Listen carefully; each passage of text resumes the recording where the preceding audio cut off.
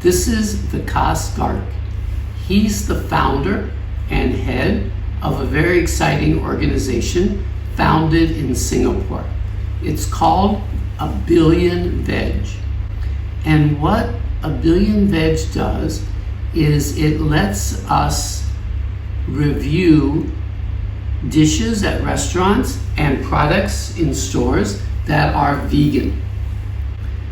And of course, vegan products are good for our health, good for the environment, good for the animals, good for all the people in the world. AbillionVeg is a social movement that's now live in 100 countries. We started the company here in Singapore about a year and a half back. And what we are is a platform, an online platform, a social media company in a way, that is really looking to help people around the world experience the joy and the inspiration of living a more plant-based lifestyle, a more vegan lifestyle.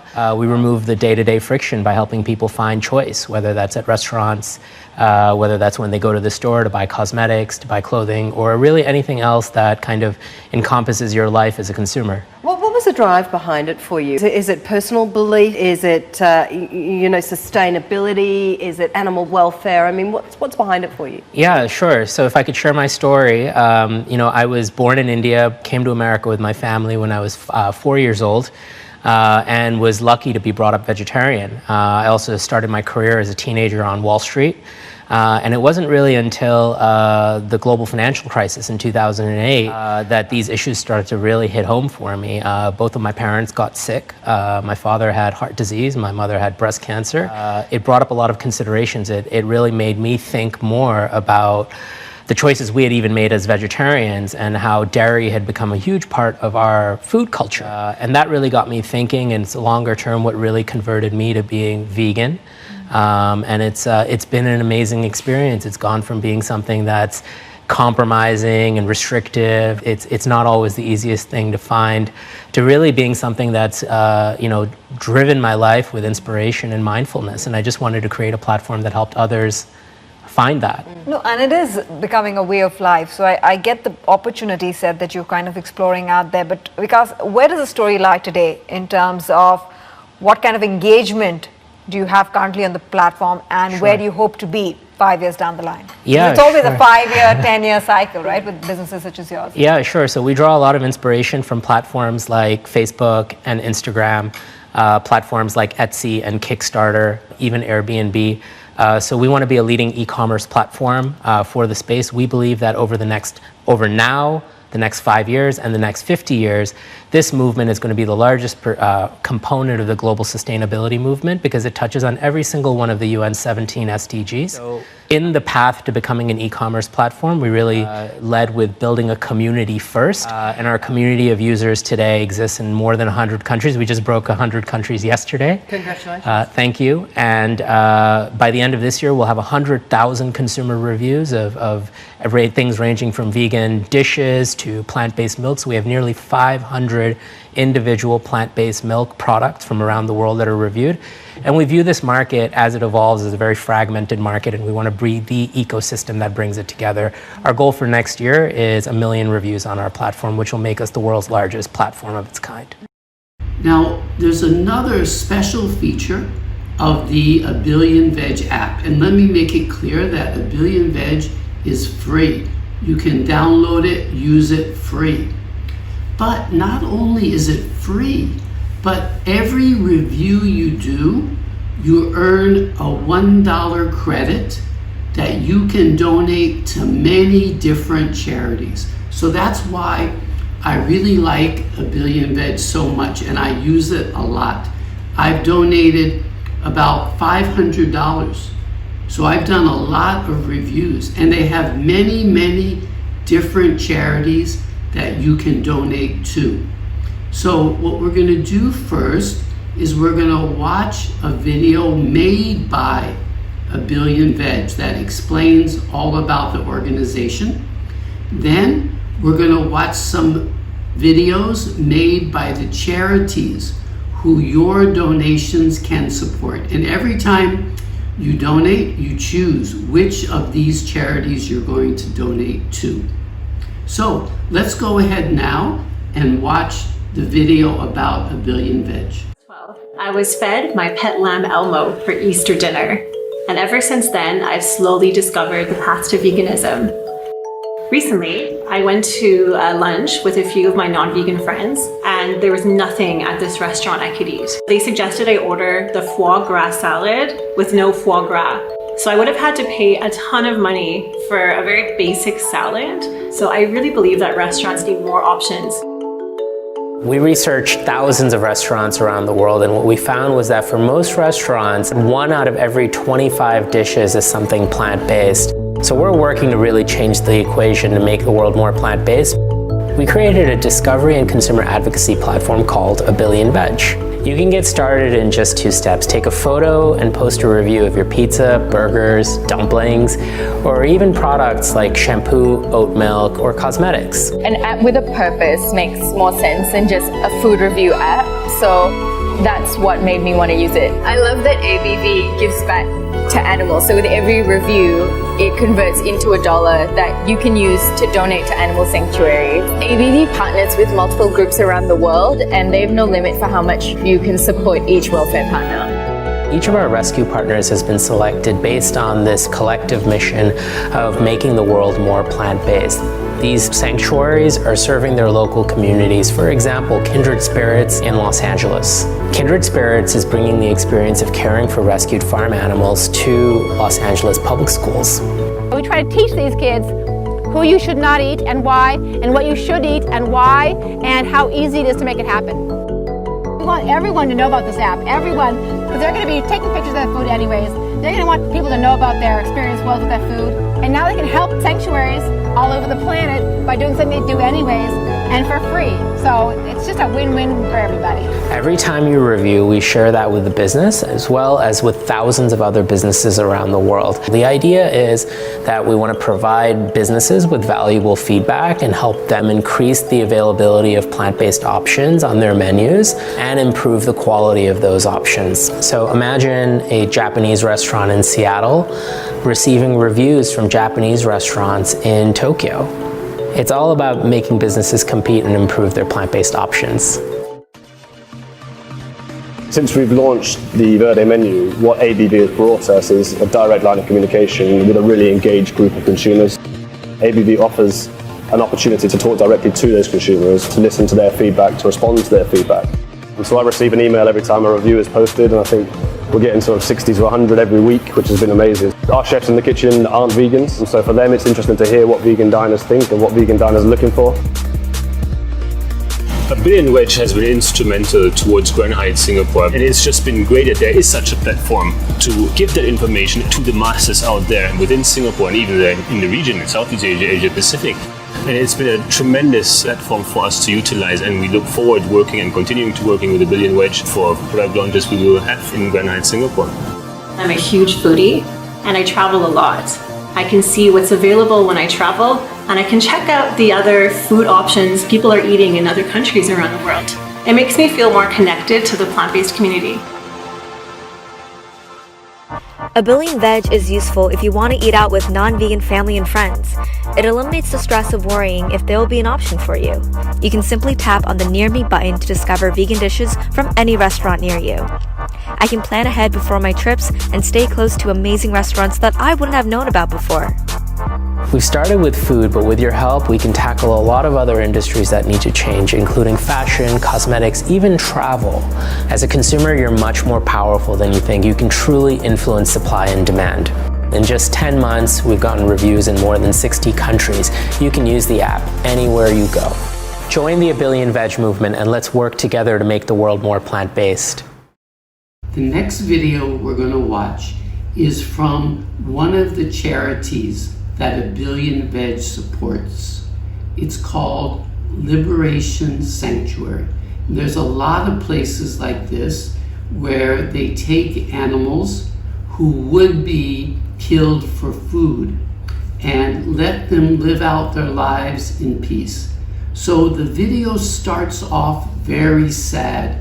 It shows the life of a pig and her babies in the typical factory farm. these animals are going to be sent for slaughter. But then it has a happy ending. So I'll let you watch and see the happy ending.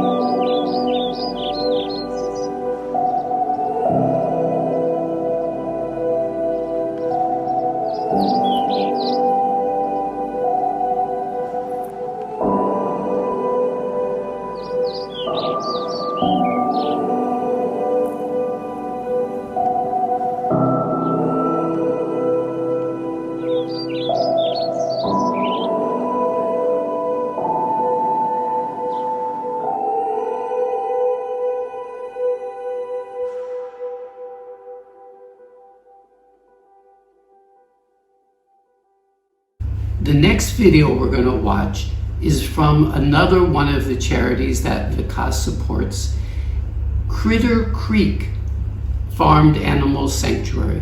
And it tells the story of the woman who founded the sanctuary and her husband, who gives her a lot of help with that. It's really great that there are people like them who are doing this very valuable work, and AbillionVeg gives us a way to support their efforts. Meet Eli. Oh, yes. And Marley. Oh, yay. She's trying to dig to the other side of the planet. Two of the newest members of Critter Creek Farm Sanctuary, a haven for abused and abandoned farm animals. Cows, horses, donkeys, all kinds of creatures get dumped in the Everglades. Critter Creek is the brainchild of Erin Ammerman, who runs the 400-acre sanctuary with her husband Chris. She went from rescuing rats as a young kid to now providing a forever home to cows, pigs, donkeys, horses, and even a water buffalo. I'm kind of a go big or go home person, and I don't ever go home. So that is Ace. Her mission to rescue the farm animals that would otherwise be considered useless, such as male calves like Ellie, who were born in the dairy industry. And so they're usually sent to the slaughterhouse the day that they're born.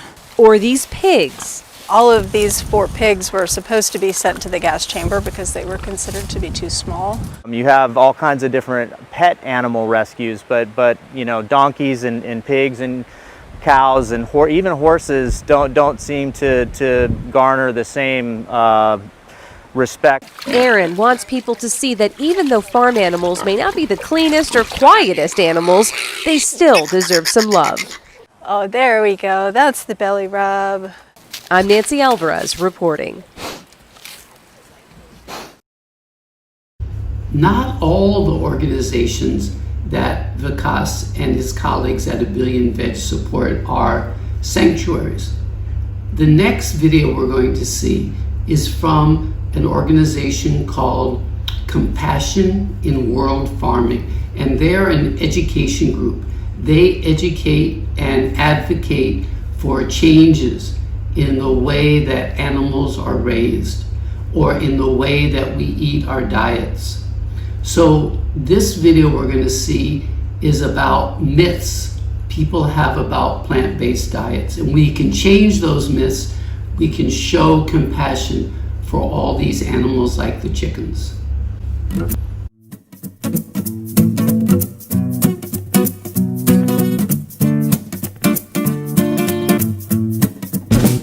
Hey, I'm Julie, and welcome to Myth Pecking with Henrika, the chicken. I know what you're wondering. What is myth pecking? Well, it's simple. I'm going to share some common misconceptions about plant-based diets with you, and Henrika here is going to help me bust those myths by pecking if she agrees, or not pecking at all if she doesn't agree. Isn't that right, girl? She agrees. So we all know by now that the best way to show compassion toward all living creatures and to fight climate change is to transition to a plant-based diet. But people always say, hey, aren't plant-based diets expensive? Or how will I get the protein I need? Or plant-based options are just too hard to find. Well, none of that is actually true. So we booked this oversized studio. Henrika spent a year studying up on her plant-based science facts, and now we're ready to peck through those myths.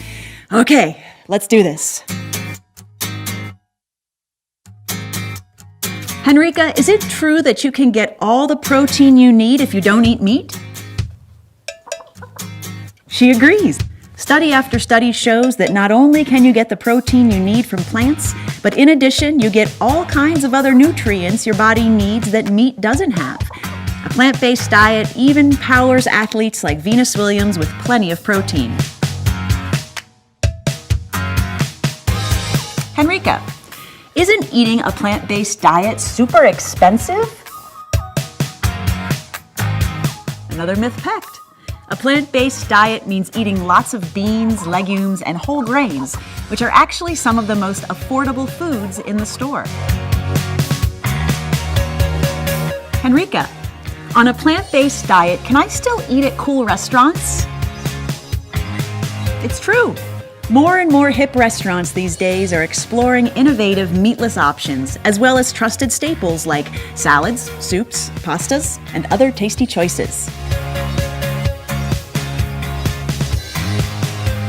Henrika, does embracing a plant-based diet mean that you have to go entirely vegetarian or vegan? She says no. Another myth pecked.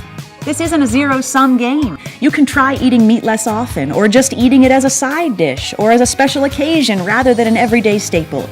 Every small change has a huge impact. Henrika, it's really hard to find plant-based foods just anywhere, right? Not true at all. In the last few years, sales of plant-based foods have grown over 35%. Plant-based milk sales are actually outpacing the sale of cow's milk, and most stores have entire plant-based sections now. So as you can see, Henrika is one smart chicken, and it's really not that hard to dive into a plant-based diet. Henrika and other animals like her, not to mention our planet, will thank you. For more information on how to eat plants for a change, visit plantsforachange.com. So, Henrika, if you have a few minutes, I was wondering if you could help me do my taxes. I know, but how do I know what to deduct?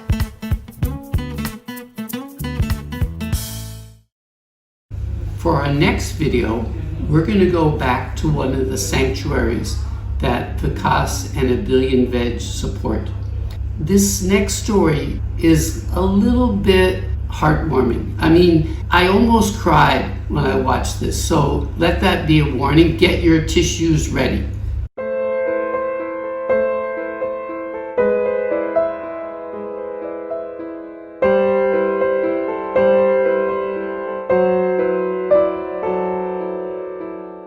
One day they arrived, trembling and frightened. Two little 6-week-old lambs, sisters, saved from an overcrowded farm where they were being raised for meat.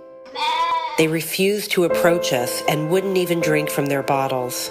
We were desperately concerned for their health, so we investigated and discovered that their mother was still at the farm just days away from slaughter.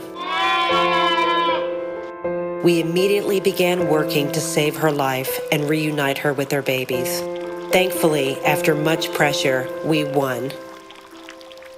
When the mother arrived at Freedom Farm, she was scared and injured. Her cry was heard by her babies, and the rest you will see for yourself.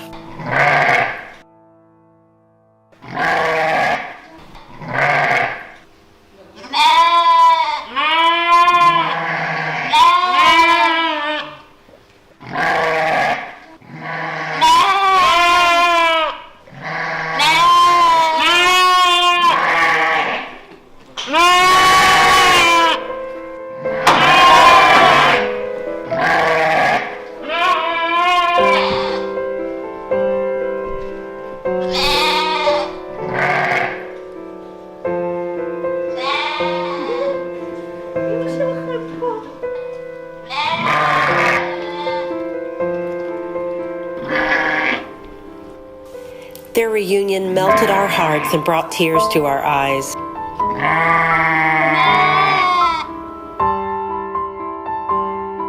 At last they were together, and here they will never be separated again.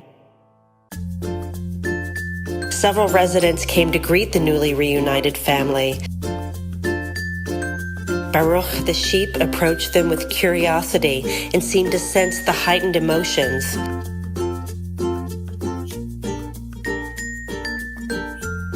Baby Eyal also came into the picture. Together, this flock of 5 is now a family. Mother Mazal, Father Baruch, daughters Maya and Jenny, and little Eyal now live happy and free, the way they should be, at Freedom Farm Sanctuary.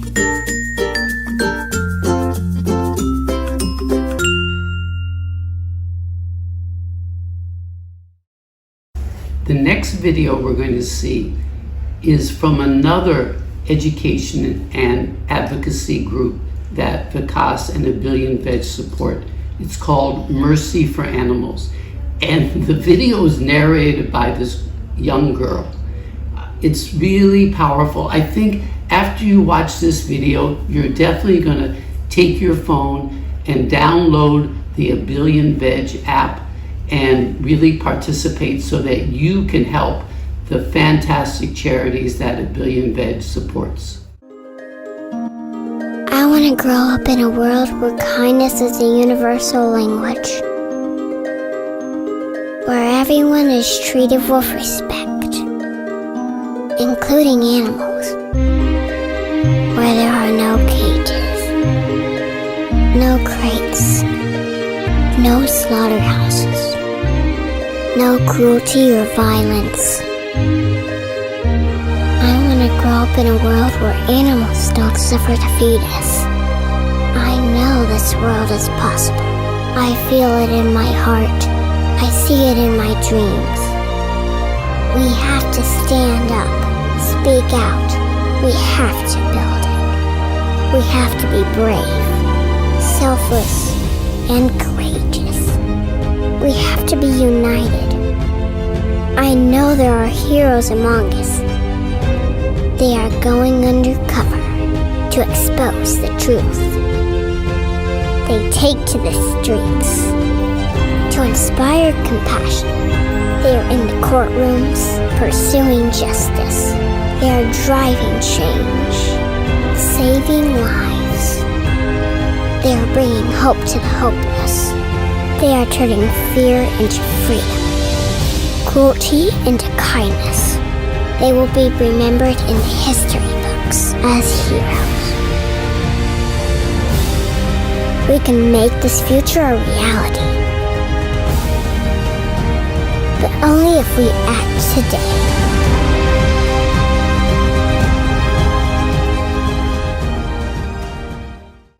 I really enjoyed visiting the websites of the different charities that Vikas and AbillionVeg support. So many heartwarming stories, so much education. And the last video we're going to watch is also the longest. It's about 6.5 minutes. It's on a topic that we don't hear so much about. It's about fishes. Did you know that at least 1 trillion fishes are killed by humans for food every year? And I think after you watch this, you're going to see fishes a little bit differently. So please watch, and please don't forget to download the AbillionVeg app. Rate the dishes, the vegan dishes that you try, the products, and there's so many. Like you go to NTUC, look at the cans of beans, look at the tofu, look at the tempeh. So many great dishes that you can rate, and then you can earn money to donate to these wonderful charities. Thank you. We often view fish and other marine animals as having short memories and lacking consciousness, so why should we care about them? After all, are they even sentient, or do they feel pain?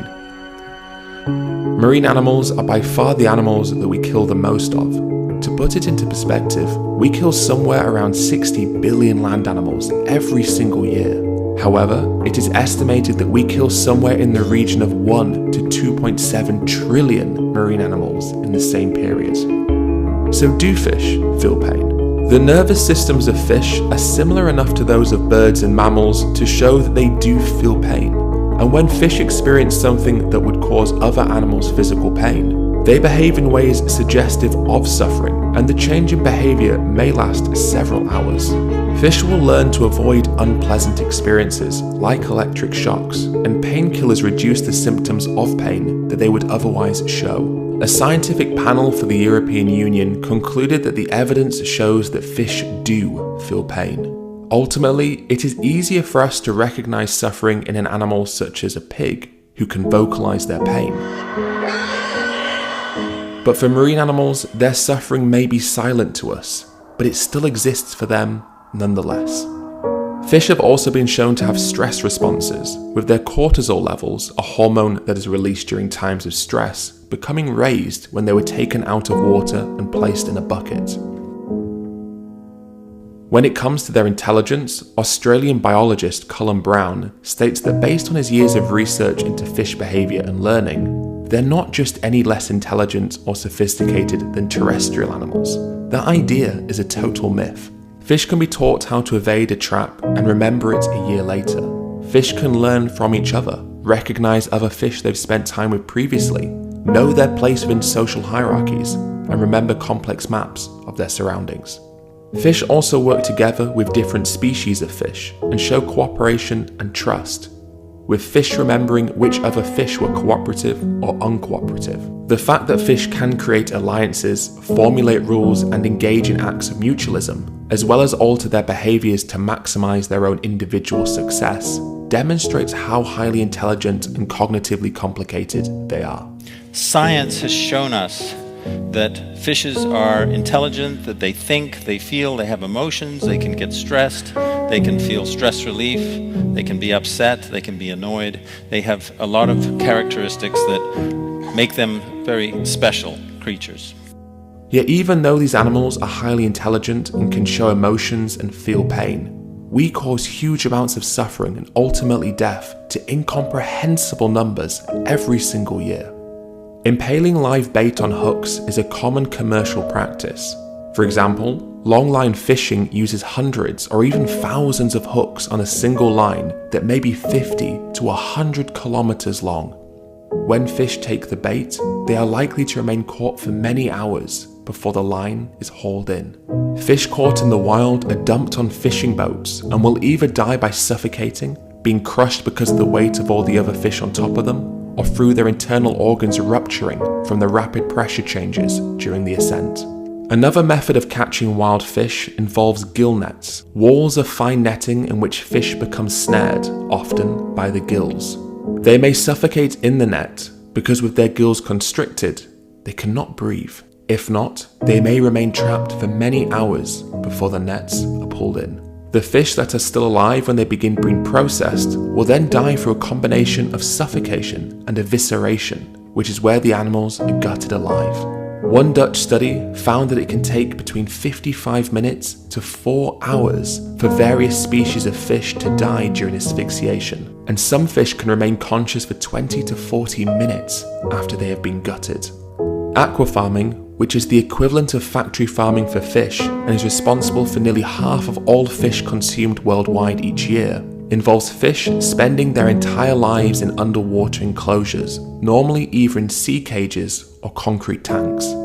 Due to the overcrowding, the fish are more susceptible to disease and suffer from stress and physical injuries such as fin damage or spinal deformity, as well as parasitic infections.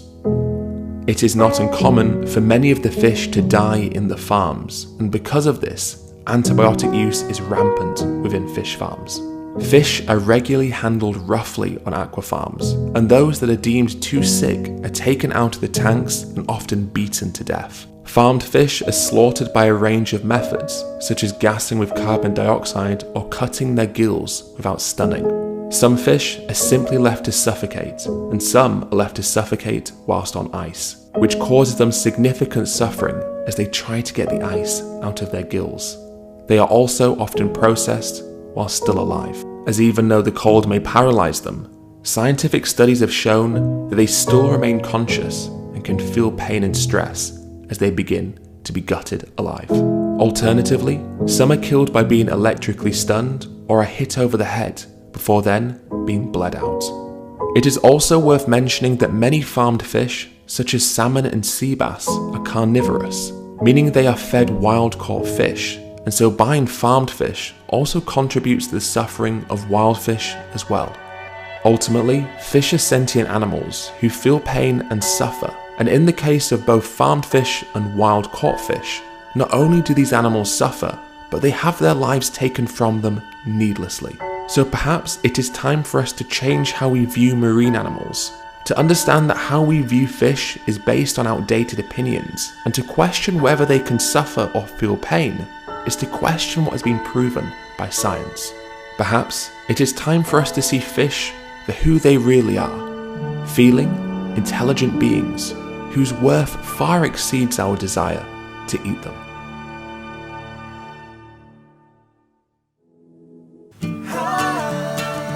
Oh, oh, oh, oh, oh, yeah.